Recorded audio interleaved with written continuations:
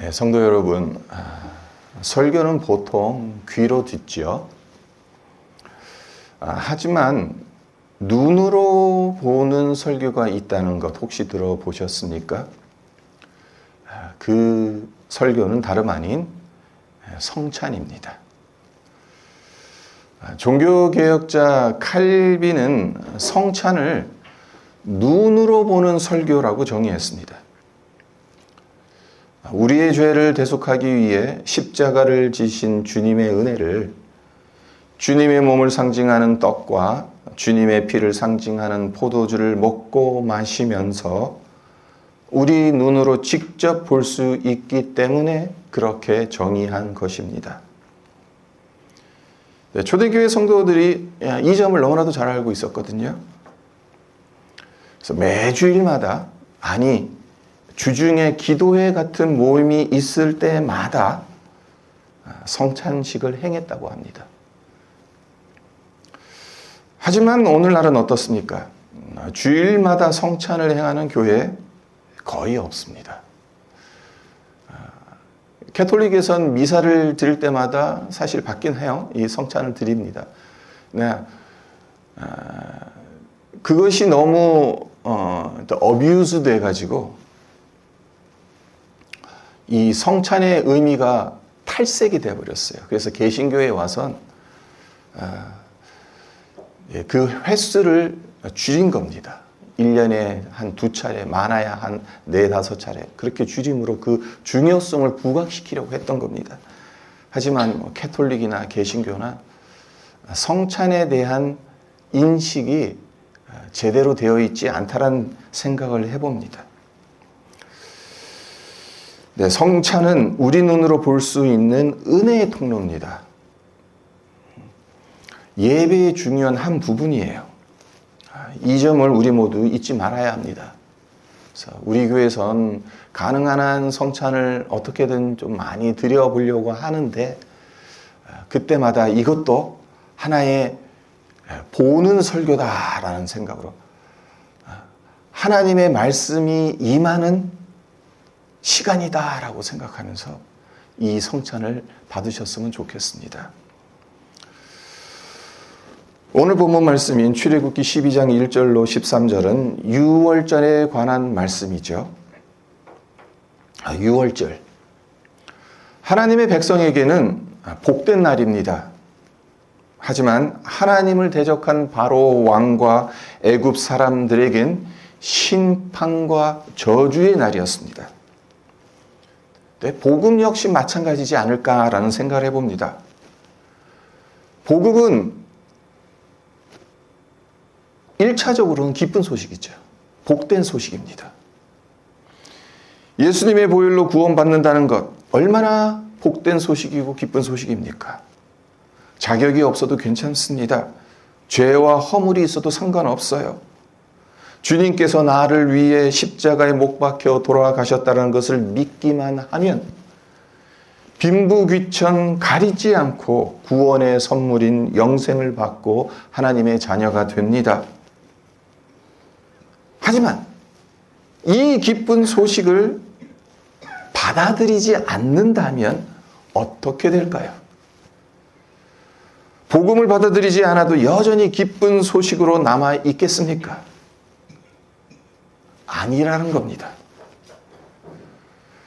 복음을 거부하면 천국에서 하나님과 영원히 동행하는 영생의 복이 아닌 지옥에서 영원히 벌을 받는 영벌의 저주가 임합니다. 그래서 기쁘고 복된 소식이어야 할 이 복음이 슬픈 소식으로 변하는 거예요. 복음을 거부한 자들에게. 네, 유월절과 관련해서 이것을 한번 생각해 보세요. 좌우 문설주와 임방에 어린 양의 피를 바르는 것이 뭐가 그렇게 어렵습니까? 죽음의 천사가 들어오지 못하도록 막는 방법 치곤 너무 시시하지 않습니까? 우리 같으면 어린 양의 피를 발라둔 것을 혹여 죽음의 천사가 보지 못하고 들어올 수 있다라고 생각할 수 있잖아요. 그래서 이 집엔 이스라엘 백성이 살고 있습니다라는 네임 사인 간판을 크게 만들어 달아야 안심이 될 것 같지 않습니까? 하지만 하나님께서 지시하시는 것은 고작 어린 양의 피를 바르라는 겁니다. 멀리서 보면 이 집을 건너뛰어야 할지 말아야 할지 구분이 가지 않을 정도로 특별하지 않는 지시입니다. 좌우 문설주와 임방에 피를 바른다. 깜깜한 밤입니다. 그게 잘 보이겠어요? 우리 사람 생각 같으면 천사니까 잘 보이겠죠. 적외선 투시경이 있는지 모르겠습니다만, 근데 우리 딴엔 이 어린 양의 피를 발랐다고 해서 이게 잘 보일까? 이 집을 건너가야 말까? 아닐까? 참 어려운 문제입니다. 근데 제가 왜 이 말씀을 드리는가 하면요, 예수님께서 십자가에서 흘리신 보혈 역시 마찬가지라는 거예요. 사람들 눈엔 예수님의 보혈 참 초라하고 어리석게 보입니다. 예수님께서 십자가에 못 박고 죽으셨다는 것, 이건 저주의 나무에 달리신 거거든요. 요즘에야 액세서리로 하면서 이렇게 다니지만 십자가는 저주의 상징입니다. 나사렛 시골 가난한 목수의 아들이 33살 나이에 죽은 것이 뭐가 그렇게 대단하겠습니까? 로마 군병들에게 채찍을 맞아 살점들이 찢겨나가고 유대인의 왕이여 평안할지어다 라는 희롱을 받으며 뺨을 맞아도 아무런 저항도 하지 못하는 예수라는 청년이 흘린 피, 그 피에 무슨 대단한 능력이 있길래 인류의 모든 죄를 깨끗하게 씻어낼 수 있겠습니까? 세상의 관점으로 보자면 어리석어 보입니다. 하지만 그 피를 마음의 문설주와 임방에 바른 사람만이 구원을 받습니다. 죄와 사망에서 자유함을 받아요. 자, 12절과 13절을 보면 하이라이트입니다. 이 6월절 어린 양 피를 바름으로 발생하는 하이라이트 부분이죠. 심판과 구원이 어떤 식으로 대비되는지 보세요. 먼저 12절을 보시면요, 내가 그 밤에 애굽 땅을 두루 다니며 사람이나 짐승을 막론하고 애굽 땅에 있는 모든 처음 난 것을 다 치고 애굽의 모든 신을 내가 심판하리라. 나는 여호와라. 그러니까 하나님께서 애굽 사람들에게 심판하시는 분으로 하나님 당신을 드러내고 계십니다. 그와 반면 13절에서는 어떻게 당신을 드러내십니까? 내가 애굽 땅을 칠 때 그 피가 너희가 사는 집에 있어서 너희를 위하여 표적이 될지라. 내가 피를 볼 때에 너희를 넘어가리니 재앙이 너희에게 내려 멸하지 아니하리라. 이스라엘 백성들에겐 구원의 하나님으로 당신 자신을 드러내고 계십니다.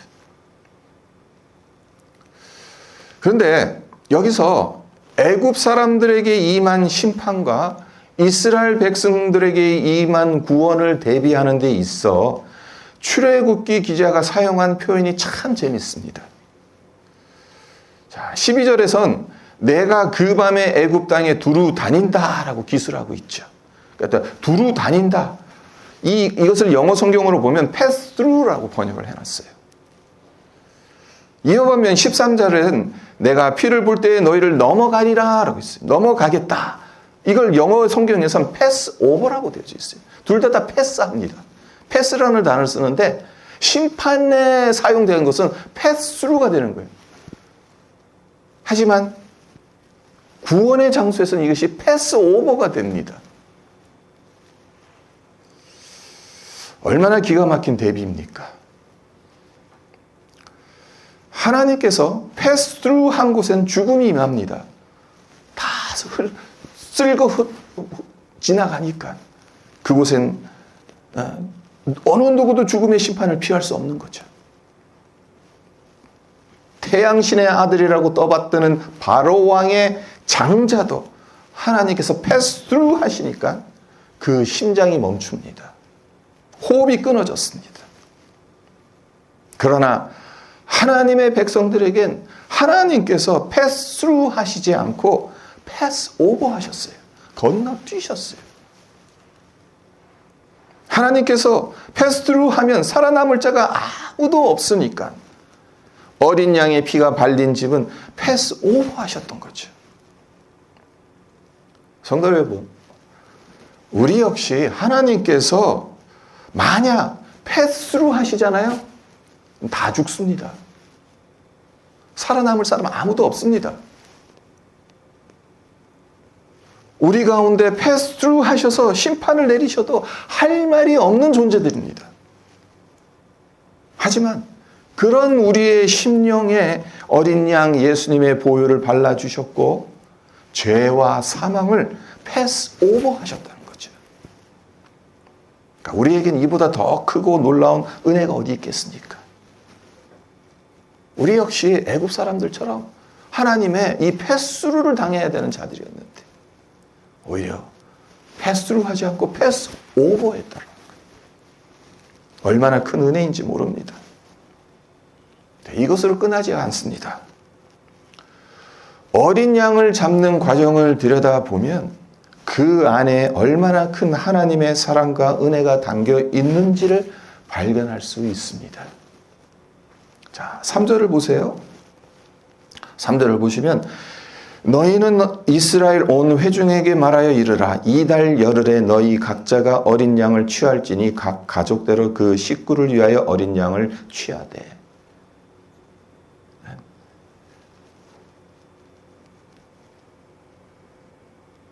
6월절이 이스라엘 백성들에게 정월이 됩니다. 이 순간부터. 1월이 돼요. 6월절이 시작되는 그 달이. 네, 그 달, 열째 날에 어린 양을 취하라고 하죠. 그리고 이제 6절을 보세요. 이달 열 나흔 날까지 간직하였다가 해질 때에 이스라엘 회중이 그 양을 잡고. 그러니까 나흔 날, 14일째까지 간직하였다가 해질 때에 그 양을 잡으라고 하십니다. 그러니까 열째 날 되는 날 어린 양을 데리고 와서 14째 날 해질 때에 잡으라고 명령하시는 겁니다. 왜 이 명령을 내리시는 것이겠습니까? 그냥 그날 데리고 와서 그날 잡아도 되지 않습니까? 굳이 4일이나 데리고 있다가 잡을 이유가 뭐가 있겠습니까? 네, 5절을 보면요. 너희 어린 양은 흠없고 1년 된 수컷으로 하되 양이나 염소 중에서 취하고. 문설주와 임방에 바를 어린 양의 피는 흠 없는 1년 된 수컷 어린 양이나 염소의 피여야 한다는 겁니다. 그래서 이스라엘 백성들은 6월절 어린 양을 아무 양이나 고르면 안 돼요. 흠없는 어린 양을 골라야 합니다. 근데 흠없는 어린 양을 고르는 것도 중요하겠습니다만은 그 양에게 흠집이 나지 않도록 관리하는 것 역시 매우 중요하다는 겁니다.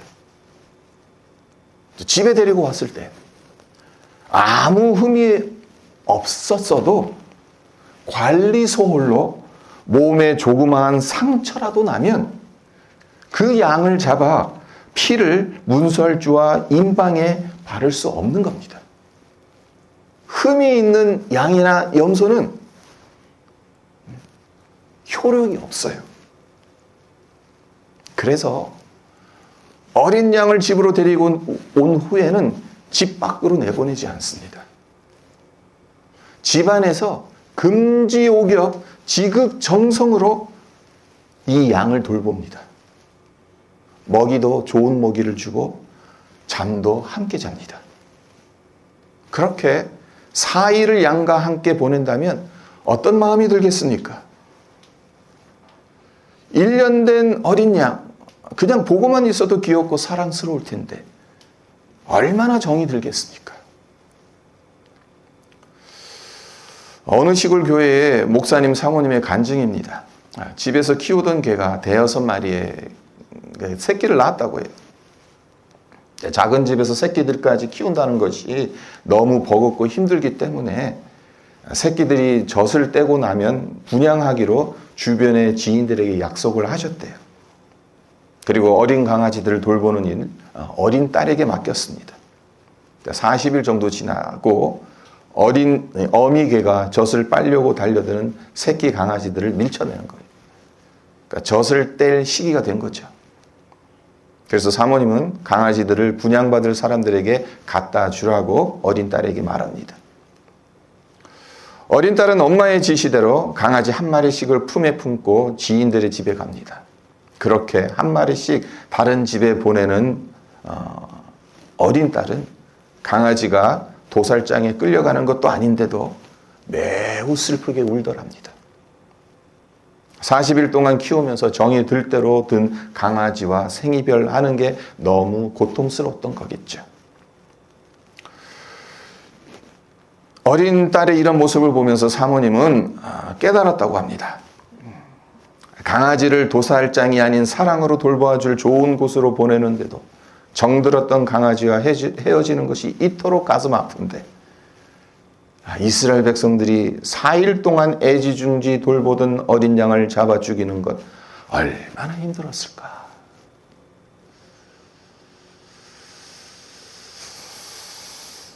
성도 여러분, 하나님께서 왜 이런 명령을 내리시는 것일까요? 어떻게 보면 하나님께서 너무 잔인하시다는 생각이 들지 않습니까? 그냥 데리고 오자마자 잡으면 무슨 감정이 없잖아요. 아무런 커뮤니케이션이 없었으니까 정도 안 주고 아무것도 안 했으니까 감정이 없으니까 그래 그냥 잡자 하고 잡을 수가 있어요. 하지만 4일을 애지중지 키웠다라는 것.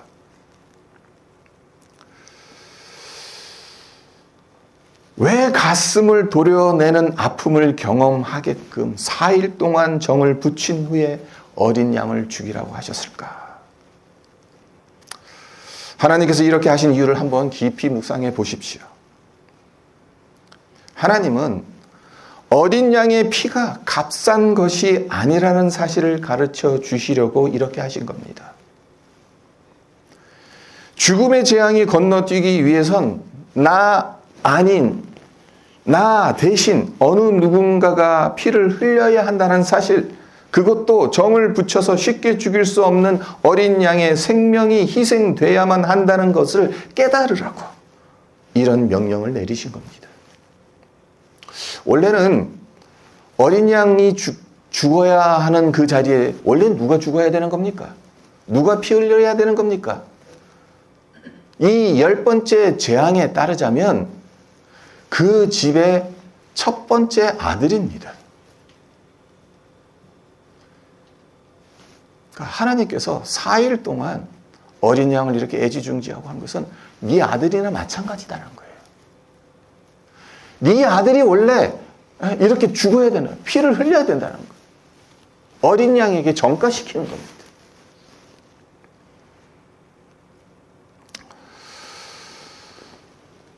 그리고 이 명령은 궁극적으로 하나님의 신정을 헤아리라는 명령이라고 볼 수가 있습니다. 왜 그렇겠습니까? 자, 예수님께서 십자가에 못 박혀 돌아가셨을 때 성부 하나님의 심정은 어떠했을까 한번 상상해 보십시오. 4일 동안 먹이를 주며 애정을 쏟아부은 어린 양을 죽이기 위해 칼을 드는 것과는 비교가 되지 않을 겁니다. 그렇습니다. 십자가에는 우리를 죄와 사망에서 구원하시기 위해 독생자 예수의 생명을 지불하셔야 했던 하나님의 고통이 고스란히 담겨 있는 겁니다. 구원은 전적으로 은혜의 선물이죠. 우리의 공로는 정말 이 한 톨도 섞이지 않았습니다. 전적으로 십자가에서 피를 흘리신 주님의 대속적 희생으로 주어진 선물입니다. 오늘 본문 창세기 12장에도 유월절이 전적인 하나님의 선물이라는 사실을 보여주는 구절이 나옵니다. 바로 11절입니다. 자, 11절을 보시면 너희는 그것을 이렇게 먹을지니 허리에 띠를 띠고 발에 신을 신고 손에 지팡이를 잡고 급히 먹으라. 이것이 여호와의 유월절이니라 라고 말씀하시죠. 그리고 오늘 본문 말씀 뒤에 27절과 48절에도 보시면 똑같이 그렇게 말씀하시죠. 여호와의 유월절 제사라 라고 27절에서 말씀하시고 48절도 가서 보시면 여호와의 유월절을 지키고자 하거든.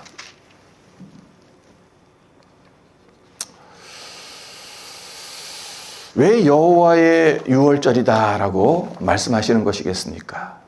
이스라엘 백성들에게 주신 명절이니까 이스라엘의 유월절이라고 하는 것이 더 이치에 맞을 것 같은데 왜 이스라엘의 유월절이 아닌 여호와의 유월절이라고 말씀하시는 것이겠습니까? 그 이유는 여호와 하나님께서 선물로 주신 날이기 때문에 그렇습니다. 내가 잘나서 나에게 자격과 공로가 있어서 주어진 나의 유월절이 아니라는 겁니다. 오직 하나님의 권능과 은혜로 죽음의 재앙에서 건져내신 하나님의 유월절이라는 겁니다. 말씀을 맺겠습니다. 예수님은 유월절 어린 양으로 십자가에 못 박혀 죽으셨습니다. 성찬은 그러한 주님의 고난과 대속적 죽으심을 기념하는 성례입니다. 하나님께서 우리를 패스트루 하셨다면 우리는 모두 죽음의 심판을 받아야 할 존재들입니다. 하지만 어린 양 예수님의 보혈로 우리 심령에 발라 주심으로 우리를 패스오버 넘어가셨습니다. 이제 설교를 마치자마자 성찬을 받을 텐데 성찬을 받으며 우리에게 베푸신 하나님의 이 한량없는 사랑을 우리 마음에 새겼으면 합니다. 주님의 살을 상징하는 떡을 받아 먹으면서 주님의 찢기신 살로 내가 살아있구나. 주님의 피를 상징하는 잔을 받아 마시면서 주님께서 흘리신 피로 죄와 사망이 나를 건너뛰었구나. 이 고백을 드리시기를 바랍니다.